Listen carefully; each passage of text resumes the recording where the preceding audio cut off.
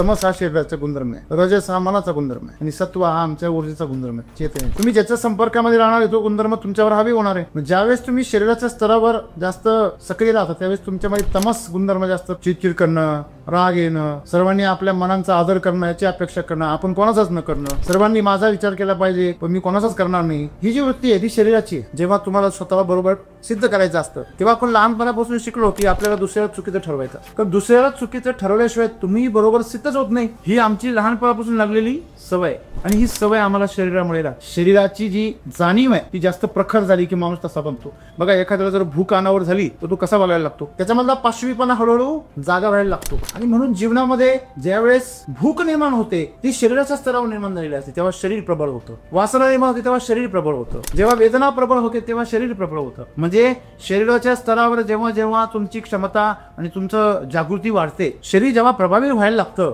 तेव्हा माणूस पशुसारखा वागायला लागतो. म्हणून शरीराच्या स्तरावर जगणं म्हणजे एका अर्थाने माणूस म्हणून नालायकच नाही. जेव्हा माणूस आदी मानव होता, जेव्हा माणूस जंगली होता तेव्हा त्याच्या शरीराला असा एक सुंदर असा रेखीव आकार नव्हता, त्याचे केस कसे वाढलेले, त्याचा जबडा कसा तरी वाकडा तिकडा, म्हणजे तो असा रानटी प्राणीच दिसायचा. परंतु जेव्हा तो सभ्य झाला तसा तो आखीव रेखीव होत गेला. का बरं? कारण त्याच्या आहाराच्या विहाराच्या ज्या पद्धती आहे त्याच्यामध्ये एक प्रकारचा साचेबंदपणा आला. मग तो साचेबंदपणामुळे त्याच्या शरीराची ठेवण आणि रचना सुद्धा तशीच साचेबंद झाली. एका सोफ्यावर बसलेल्या आजोबाच्या सीट खाली नातवाने फटाका वाजवला, सुतळी बॉम्ब. आणि सेम प्रयोग एका नाक्यामध्ये बसलेल्या खुर्चीवर, दुकानाच्या बाहेर बसलेल्या खुर्चीवरच्या माणसाच्या खाली सुतळी बॉम्ब फोडला. तो माणूस 4 फूट वर उडाला, लुकडासा माणूस. त्याला लाख रुपये द्या सांगा मुडी मोडून दाखवू, नाही मारू शकत. 70-75 वर्षाचे आजोबा 3 फूट वर उडी मारली आजोबा आणि खाली पडले, काहीच नाही झालं. इव्हन असे जसे घसरून खाली पडले तरी त्यांच्या वंचार हडप मोड. त्यांना एवढी उंच उडी त्यांनी मारली कशी? कारण या शरीरामध्ये प्रचंड ताकद आहे. तुमच्या शरीरामध्ये अतिरिक्त साठलेली चरबी जी कधीही रिकॉल होत नाही. रिकॉल म्हणजे काय? ती असं डिपॉझिट आहे जे विड्रॉलच नाही होत. शरीरामध्ये चरबी चांगली कधी जर ती विड्रॉल करता येत असेल. तुमच्या बँकेत असे पैसे टाकलेले की जे काढताच येणार नाही, तुम्ही जिवंत आहे तोपर्यंत. तुमच्या काय कामाचे? आम्ही ह्या देहामध्ये जन्माला आलो तर हा देह आमच्यासाठी काय आहे? एक साधन आहे. पण आम्ही त्या देहाच्याच प्रेमात पडलो आणि ते देहाची सुरक्षितता म्हणजे आम्हाला जीवनाची सुरक्षितता वाटते. तो देह जर आमचा खुश झाला तर आम्हाला सुख वाटतं, तो देह जर नाराज झाला तर आम्हाला दुःख वाटतं. हे एक प्रकारचं पशुच्या स्तरावरचं जगणं आहे. सद्गुरू आम्हाला तेच शिकवताय की तुमचा कसा काय कोण फायदा घे. बाहेरचा मनुष्य तुम्हाला काय म्हणतो ह्याने आपल्याला राग येत नाही, आपण ते गोष्ट आपल्या मनात घेतो आणि ते तसं आहे असं समजतो आणि म्हणून तुम्हाला राग येतो. दुसऱ्याने तुम्हाला गाढव म्हणले तुम्ही गाढव होत नाही, पण जेव्हा तुम्ही त्याच्या बोलण्याला प्रतिक्रिया द्यायला लागता तेव्हा तुम्ही 100% गाढव म्हणलेले असता. इथे लक्षात ठेवायचं की तुम्ही लोकांना तुमच्या विरोधात आहे असं समजता म्हणून ते विरोधात असल्याचं तुमच्या बाबतीमध्ये घडतं. हे आधी तुम्ही समजता, आधी तुम्ही ते कनेक्शन तुम्ही जोडता. आणि हे जोडण्याचं कारण आमचं अज्ञान आहे, कारण आम्ही शरीराला मी मनालाच काय समजतो? आपण समजतो. आणि म्हणून सद्गुरू असं सांगायचंय की या जगामध्ये कोणी तुमच्या विरोधामध्ये नाही, पण तुम्ही जर कल्पना केली तर मग मात्र ते तुमच्या विरोधात जातात. हे लक्षात ठेवा.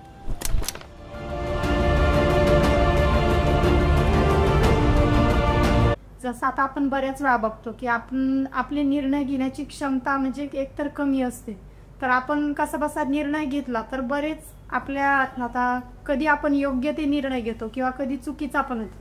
तर त्याच शंकाने जे आपले नातेवाईक असेल कोणी तर ते आपल्या विरोधात उभे राहतात, म्हणजे आपल्याला अपोज करतात.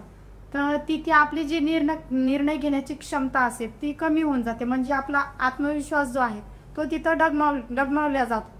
तर तोच आपल्यामधील जे आत्मविश्वास आहे आपण तो कसा वाढवला पाहिजे आणि आपली निर्णय घेण्याची क्षमता आहे ती पण कशी आपल्या कायदा तर लोक घेते असा विचार आपल्या मनात काय येऊ शकतो?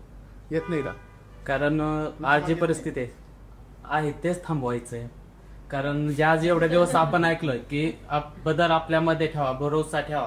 मग ह्याच्यामध्ये भरोसा स्वतःबद्दल पाहिजे किंवा समोरच्या व्यक्तींबद्दल पाहिजे? सर मराठीमध्ये एक म्हण आहे, दुधाने पोळलेला ताक पण बघून पितो. आणि ती म्हण किंवा बोध आपण जरी घेतला तर ताक म्हणजे जो एकदा ज्याने धोका खाल्लेला आहे किंवा ज्याचा विश्वासघात झालेला आहे त्याने नक्कीच पुढच्या वेळेस सजग राहून व्यवहार केला पाहिजे. परंतु सर संकुचित न राहता दुसऱ्यावर विश्वास कसा ठेवला पाहिजे हा आजचा प्रश्न आहे माझा. मित्र हो, मनुष्य प्राणी जेव्हा विचार करायला सुरुवात करतो तर त्याचं मन हे नेहमी स्वतःला सुरक्षित ठेवण्याचा आणि स्वतःचा बचाव करण्याचा प्रयत्न करतं. आणि शरीर ज्याच्या मदतीनं ते सक्रिय राहतं, तो मेंदू ज्याच्यामध्ये तो विचार होतो, तो मेंदू ही शरीराचाच एक भाग आहे. तर साहजिकच शरीराचे गुणधर्म त्याच्यामध्ये आहेतच. शरीराचा गुणधर्म काय? तमस. तमस हा शरीराचा गुणधर्म आहे. रजस हा मनाचा गुणधर्म आहे. आणि सत्व हा आमच्या ऊर्जेचा गुणधर्म आहे, चेतनेचा. तुम्ही ज्याच्या संपर्कामध्ये राहणार आहे तो गुणधर्म तुमच्यावर हावी होणार आहे. ज्यावेळेस तुम्ही शरीराच्या स्तरावर जास्त सक्रिय राहता त्यावेळेस तुमच्यामध्ये तमस गुणधर्म जास्त, चिडचिड करणं, राग येणं, सर्वांनी आपल्या मनांचा आदर करणं, याची अपेक्षा करणं, आपण कोणाचाच न करणं, सर्वांनी माझा विचार केला पाहिजे पण मी कोणाचाच करणार नाही, ही जी वृत्ती आहे ती शरीराची आहे. जी माणसं खाण्यापिण्यावर बाबत लक्ष असतं, आरामावर लक्ष असतं, स्वतःला वाटलं तरच हालचाल करायची नाही तर करायची नाही, ही जी वृत्ती आहे ही वृत्ती कशाची आहे? शरीराची. म्हणजे तुम्ही अजून माणूस बनलात परंतु तुम्ही शरीराच्या स्तरावर जगतायत, म्हणजे तुम्ही माणूस या अवस्थेला अपात्र आहात. कारण तुम्ही मनाच्या स्तरावर जन्माला आले आहात. माणूस म्हणून तुम्ही मनाच्या स्तरावर आले आणि शरीर म्हणून तुम्ही पशु होते किंवा प्राणी होते. मग तुम्ही प्राण्यापासून तुम्ही जर मनुष्य प्राणी बनलेला आहात तर तुम्ही क्रांती केलेली, उत्क्रांती केलेली, विकास केलाय. आणि विकासाच्या स्तरावर जसं एखादा मुलगा 10वीला यावा आणि परत 5वीच्या वर्गात जाऊन बसावा असा काहीसा प्रकार आहे. म्हणजे शरीराच्या स्तरावर जगणं, तमस वृत्तीनं जगणं हा स्वभाव तुम्हाला पुन्हा पशु वृत्तीकडे घेऊन जातो.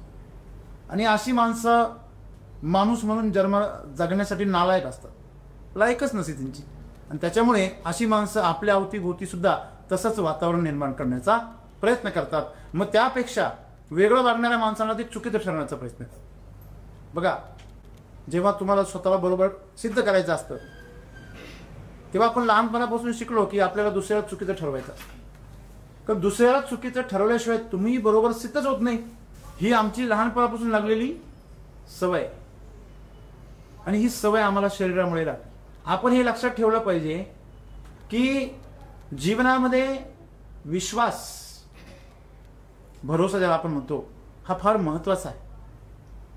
ज्याच्याकडे विश्वासच शिल्लक नाहीये तो माणूस नेहमी उद्विग्न असतो, नेहमी साशंक असतो आणि नेहमी तो विचारामध्ये, गणगणीमध्ये असतो. बघा, एखाद्यावर जर संकट येणार असेल, त्यांनी केलेला गुन्हा उघड होण्याची जर त्याला जर अशी शक्यता निर्माण वाटत असेल तर त्याची मनोवृत्ती कशी असते? भयभीत झालेली, एकदम उद्विग्न असते. म्हणजे त्याला पण कळत नाही की आपलं काय चाललेलं आहे डोक्यामध्ये. मग अशा परिस्थितीमध्ये त्याचं मन जेव्हा अस्थिर होऊन जातं, ते अस्थिर होण्याचं कारण काय आहे? त्याच्या शरीराची असुरक्षितता. कारण उद्या काही झालं, समजा माणसाला मान सन्मान का पाहिजे, माणसाला प्रतिष्ठा का पाहिजे, माणसाकडं एक ओळख का पाहिजे, या सगळ्या गोष्टींचा फायदा शेवटी कोण घेणार आहे? शरीर घेणार आहे सगळ्यात शेवटी. तुमच्याकडे खूप सारा पैसा असला तर त्याचा फायदा कोण घेणार आहे? शेवटी शरीर घेणार आहे. चांगलं चुंगलं खाणार आहे, कमीत कमी चावावं लागेल असं, बरोबर? चांगलं चुंगलं आम्ही कशाला म्हणतो? ते कमीत कमी चावायला लागेल. शास्त्र आम्हाला सांगतं की कमीत कमी 32 वेळा चावलं पाहिजे. आमच्यापैकी किती जण 32 वेळा चावतात? म्हणजे आम्ही जे आमच्या आरोग्यासाठी गरजेचं आहे ते सुद्धा करायला काय करतो? कंटाळा करतो. आणि तो कंटाळा करून आम्हाला आरोग्य पाहिजे. आमची जी वृत्ती आहे ती अतिशय अस्थिर आहे. मग ती अस्थिर वृत्ती कोणामुळे? शरीराच्या स्तरावर जास्त महत्व दिल्यामुळे. आणि मन हे शरीराचा गुलाम आहे, नेहमी लक्षात ठेवा. जे शरीराला हवं आहे तेच मन करणार. आणि शेवटी मन एवढं प्रभावी होऊन जातं की त्या शरीराच्या जर विरुद्ध व्हायला लागलं तर ते शरीराला संपून टाकतं. खाईन तर तुपाशी, नाहीतर फाशी. जी लोक दडपशाही करतात, अहंकाराने किंवा आतंक निर्माण करतात, ती तुमच्यावर बंदूक ताणता ऐकतात, तुम्हाला तरी मारायची धमकी देतात आणि स्वतःला तरी मारायची धमकी देतात. म्हणजे दोन्ही प्रकारे ते ब्लॅकमेल करायचा प्रयत्न करतात. त्यांची नसलेली गोष्ट त्यांना पाहिजे, बरोबर आहे ना? आणि अशी जी माणसं आहे, अशी माणसं कधीच कोणावर विश्वास ठेवत नाही. थोड्या फार प्रमाणामध्ये प्रत्येकामध्ये ही वृत्ती आहे. आणि ती वृत्ती कशामुळे? शरीराची जी जाणीव आहे ती जास्त प्रखर झाली की माणूस तसा बनतो. बघा, एखाद्याला जर भूक अनावर झाली तर तो कसा वागायला लागतो? त्याच्यामधला पाशवीपणा हळूहळू जागा व्हायला लागतो. एखादा हत्या करणार आहे त्याला ज्यावेळेस हे त्याच्या अंतःकरणामध्ये कुठेतरी आहे की मी हत्या जर केली, मी पकडला गेलो तर मला फाशी होईल, मला जन्मठेप होईल. बलात्कार करणारा पण हे माहिती आहे की एका वेळच्या ह्या चुकीमुळे मला माझं आयुष्य बर्बाद होईल. पण त्यावेळेस त्याची मती काय झालेली असते, गुंग झालेली असते, ती पूर्णपणे भ्रष्ट झालेली असते. या शरीरामध्ये अशी ताकद आहे की त्या मेंदूमध्ये अशा प्रकारचा प्रभाव टाकतं की तुमची सद्सद्विवेक बुद्धी नष्ट होऊन जाते. आणि म्हणून शरीर किती प्रभावी आहे हे तुम्ही ओळखू शकत नाही. आणि म्हणून जीवनामध्ये ज्यावेळेस भूक निर्माण होते ती शरीराच्या स्तरावर निर्माण झालेली असते, तेव्हा शरीर प्रबळ होतं. वासना निर्माण होते तेव्हा शरीर प्रबळ होतं. जेव्हा वेदना प्रबळ होते तेव्हा शरीर प्रबळ होतं. म्हणजे शरीराच्या स्तरावर जेव्हा जेव्हा तुमची क्षमता आणि तुमचं जागृती वाढते, शरीर जेव्हा प्रभावी व्हायला लागतं तेव्हा माणूस पशुसारखा वागायला लागतो. म्हणून शरीराच्या स्तरावर जगणं म्हणजे एका अर्थाने माणूस म्हणून नालायक असणं आहे. आणि सुरक्षेची भीती शरीराला आहे. हे शरीराला भीती आहे नष्ट होण्याची, म्हणून ते स्वतःची सुरक्षा शोधत असतं. ते साठवून ठेवण्याची वृत्ती शरीरामध्ये काय आहे तुम्हाला माहिती आहे. शरीराची थोडीशी गंमत तुम्हाला मी सांगतो. तुम्ही जर कधी पण उपवास धरा, तुमचं शरीराचं वजन वाढायला लागेल. कधी पण उपवास धरायचा आणि कधी पण जेवायचं, करून बघा तुम्ही. असं का होतं त्याचं तुम्हाला माहिती आहे का. कारण ज्यावेळेस आदिमानवाच्या काळामध्ये हा जो मनुष्य आहे हा जंगलात राहायचा, गुहेत राहायचा, तेव्हा त्याला कधी कधी रोज अन्न भेटायचं, कधी कधी कधीच भेटत नसायचं. मग त्याला सवय काय लागली, जेव्हा भेटल तेव्हा काय करून घ्यायचं, साठवून ठेवायचं. मग त्यांच्या डीएनए मध्ये त्यांनी तेव्हा बदल करून ठेवला होता. पण जसजसा माणूस सुरक्षित झाला, त्याला वेळेवर अन्न मिळायला लागलं, तसं त्याच्या शरीराला आकार आला. जेव्हा माणूस आदिमानव होता, जेव्हा माणूस जंगली होता, तेव्हा त्याच्या शरीराला असा एक सुंदर असा रेखीव आकार नव्हता. त्याचे केस कसे वाढलेले, त्याचा जबडा कसा तरी वाकडा तिकडा, म्हणजे तो असा रानटी प्राणीच दिसायचा. परंतु जेव्हा तो सभ्य झाला तसतसा तो आखीव रेखीव होत गेला. का बरं, कारण त्याच्या आहाराच्या विहाराच्या ज्या पद्धती आहे त्याच्यामध्ये एक प्रकारचा साचेबंदपणा आला. मग तो साचेबंदपणामुळे त्याच्या शरीराची ठेवण आणि रचना सुद्धा तशीच साचेबंद झाली. पण तुम्ही त्याला जर पूर्वीची जर आठवण करून दिली, माणसं काय करतात, अनेक लोकांचे सल्ले ऐकतात, मनमर्जीप्रमाणे कसेही वागतात.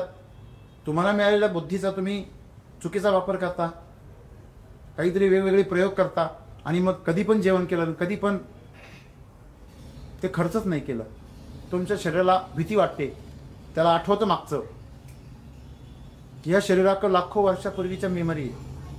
तुमच्याकडे, माझ्याकडे, शरीराकडे, म्हणजे कुठे, प्रत्येक पेशीच्या डीएनए मध्ये. तुम्ही म्हणाल आपलं जे मन आहे ते कुठे, इथे इथे इथे कुठे, हे सगळ्या शरीरात पसरलेलं आहे. प्रत्येक पेशीच्या सेलमध्ये जे डीएनए आहे त्या डीएनए मध्ये मेमरी आहे, बरोबर आहे. ती मेमरी म्हणजेच मन आहे. बघा, कधी कधी काही काळाच्या आत आपल्या शरीराकडनं काहीतरी रिॲक्शन होते. तुम्हाला मी उदाहरण सांगतो. तुम्ही एक व्हिडिओ इंटरनेटवर फार व्हायरल झाला होता. एका सोफ्यावर बसलेल्या आजोबाच्या सीट खाली नातवाने फटाका वाजवला, सुतळी बॉम्ब. आणि सेम प्रयोग एका नाक्यामध्ये बसलेल्या खुर्चीवर, दुकानाच्या बाहेर बसलेल्या खुर्चीवरच्या माणसाच्या खाली सुतळी बॉम्ब फोडला. तो माणूस 4 फूटवर उडाला होता. लुकडासा असा माणूस. त्याला लाख रुपये द्या, सांगा मुडी मोडून दाखवू, नाही मारू शकत. 70-75 वर्षाचे आजोबा 3 फूटवर उडी मारली आजोबा, आणि खाली पडले, काहीच नाही झालं त्यांना. इव्हन असे जसे घसरून खाली पडले तरी त्यांच्या 2-4 हडप मोडतात. आणि त्यांना एवढी उंच उडी त्यांनी मारली कशी, कारण या शरीरामध्ये प्रचंड ताकद आहे. या शरीराची मेमरी प्रचंड काय शक्तिशाली आहे. ते स्वतःला वाचवण्यासाठी सर्वतोपरी प्रयत्न करतं, आपल्या मेंदूच्या विरहित करतं, हे लक्षात ठेवा. त्याच्यावर तुम्ही फार मेंदूवर फार अभिमान गाजू नका. ते आम्हाला मेंदू आहे, तो आहे, बरोबर आहे, तुम्ही वापरता किती, हा मोठा प्रश्न आहे. सुरक्षा जी आहे ती शरीराची आहे, आणि भीती वाटते ती शरीराला वाटते. आणि म्हणून आज माणसं सगळी शरीराच्या स्तरावर जगतायत. त्यांना खाण्यापिण्याची, आरामाची, ह्या गोष्टींच्या बाबतीत ते फार संवेदनशील आहे.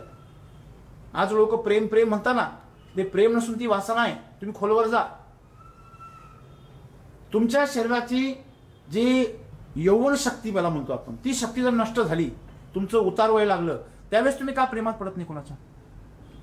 जेव्हा तुमच्या शरीरामधली मुलं जन्माला घालायची क्षमता संपते. त्यानंतर कुणी प्रेमात पडतं का?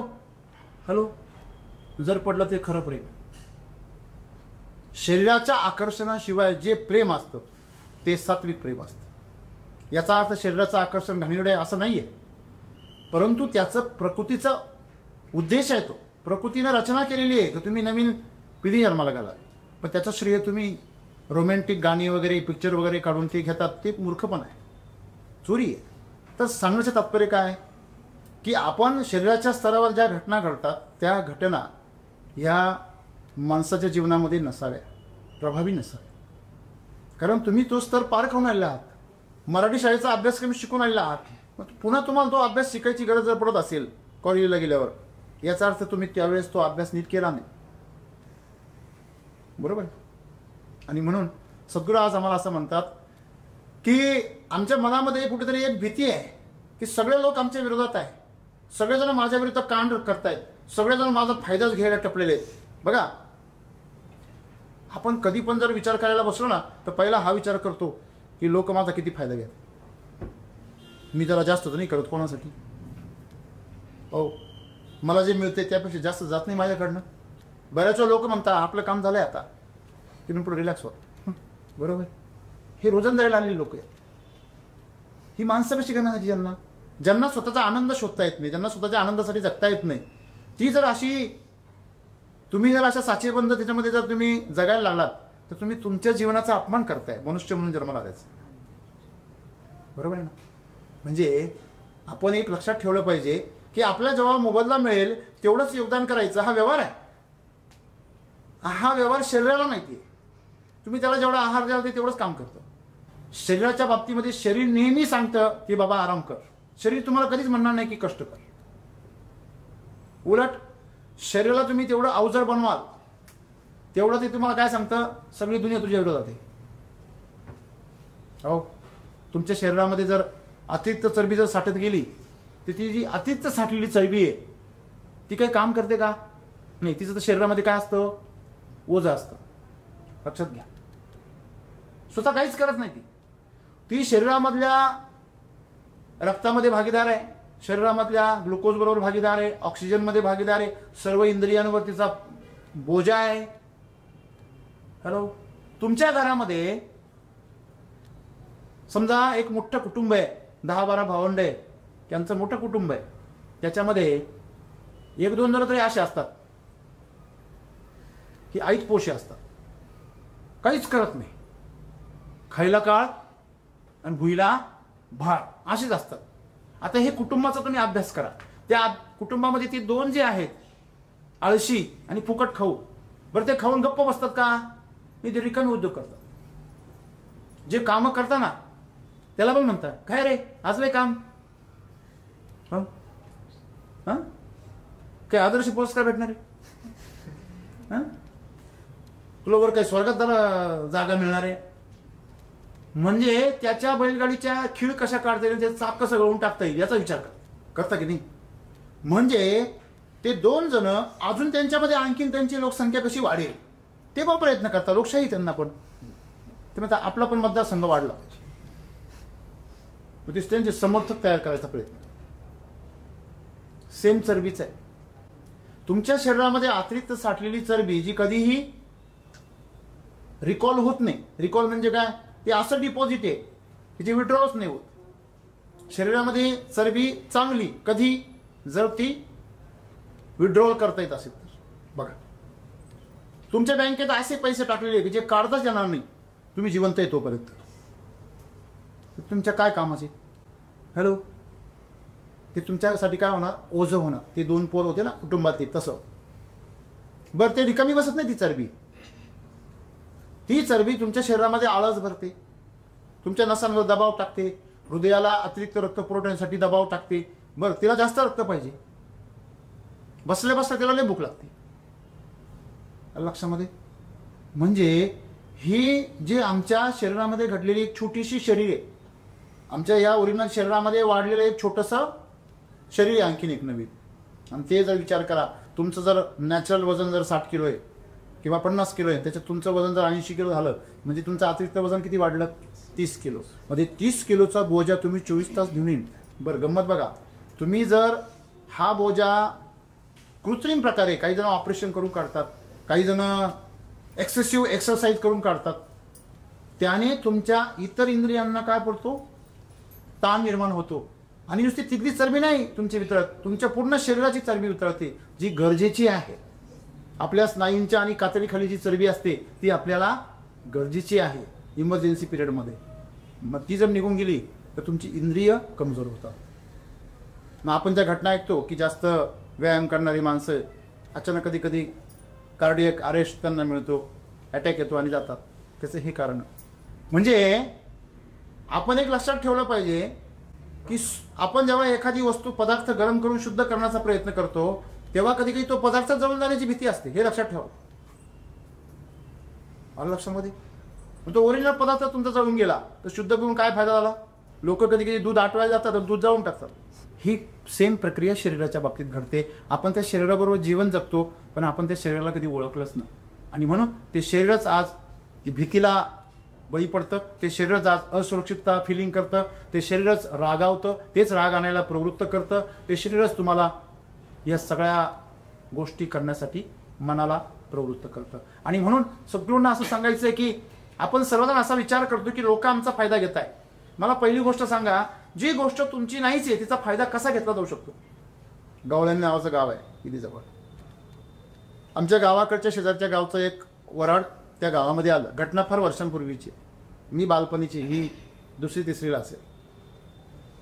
तेव्हा हे नाशिक अतिशय विरळ होतं आणि त्या गावामध्ये लग्नासाठी जेव्हा आम्ही गेलो तेव्हा आमच्या शेजारच्या गावामध्ये एका पक्षाचे असे कार्यकर्ते होते आणि त्यांनी त्या गावामध्ये एका पिकअपच्या टायरखाली त्याच गावचं कुत्रं गेलं, इंजर्ड झाला असेल किंवा मेला असेल.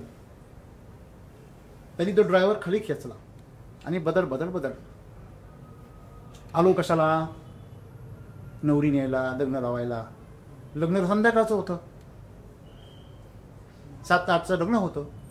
आम्ही लग्नाला चाललोच होतो, म्हणजे पोचलो पण नव्हतो, तिकडे जायला सुविधा नव्हत्या.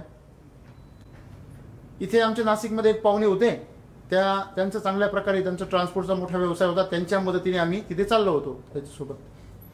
तर तिथं गेल्यानंतर लग्नाला जायच्या आजच आम्हाला असं कळलं की दंगा झाला, दंगल झाली.